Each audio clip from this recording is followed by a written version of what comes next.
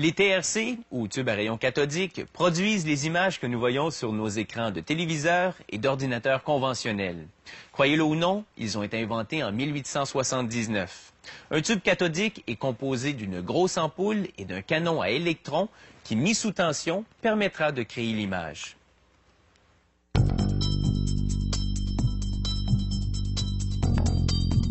La fabrication d'un tube cathodique commence avec une ampoule de verre moulée.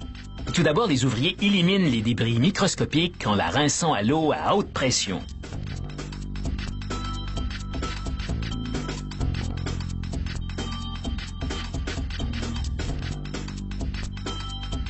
Ils la vaporisent ensuite d'acide fluorhydrique afin de nettoyer le verre au niveau atomique.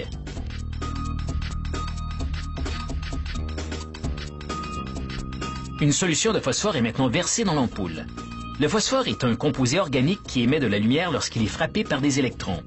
Les particules de phosphore se déposent et forment une liaison chimique avec le devant de l'ampoule. Les ouvriers enlèvent l'excédent de solution et fixent l'ampoule sur un gicleur qui vaporise de la laque incolore. La force centrifuge permet d'appliquer une couche uniforme sur le phosphore afin de le protéger pour la prochaine étape.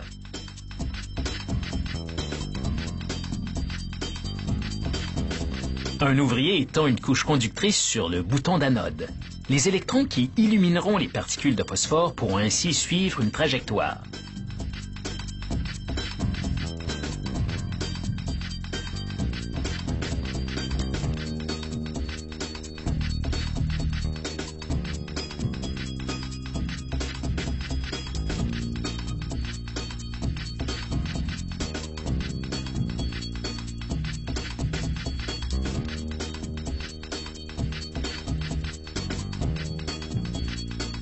Un autre ouvrier place une pastille d'aluminium dans une bobine de tungstène.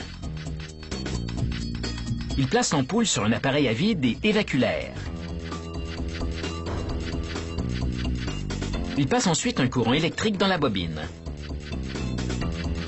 Celui-ci volatilise la pastille d'aluminium qui revêt l'intérieur de l'ampoule d'un enduit semblable à un miroir. L'ampoule est maintenant chauffée à 218 degrés Celsius pendant 1 heure. La laque est ainsi cuite et toute trace d'humidité est éliminée.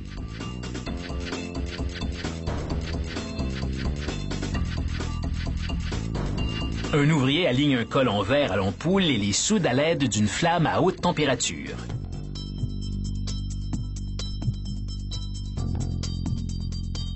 Il y applique ensuite le même revêtement conducteur.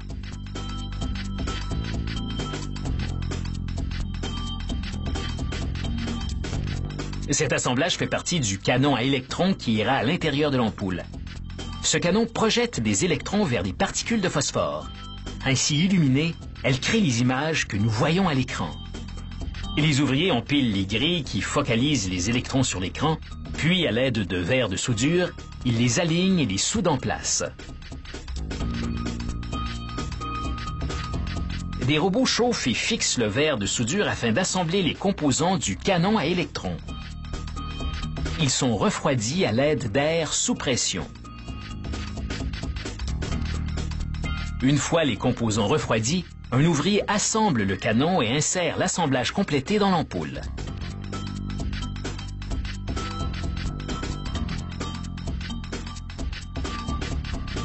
Il positionne ensuite l'ampoule sur un tour pour travailler le verre et coupe l'excédent du col.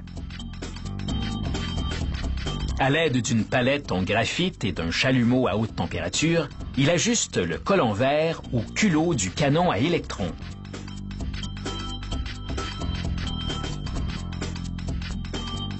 Ce serpentin de chauffage en céramique fait fondre cette boulette de verre verte afin de garder l'ampoule sous vide. Le tube est chauffé à 400 degrés Celsius pendant 2 heures et encore une fois, un vide est créé. Afin de réduire le scintillement de l'image pendant la durée de vie du tube, les ouvriers conditionnent l'ampoule à l'aide d'une bobine à haute tension. Elle lisse toute surface rugueuse qui pourrait encore se trouver sur le canon à électrons. Finalement, les ouvriers fixent des connexions électriques au canon à électrons afin de donner vie au tube à rayons cathodiques.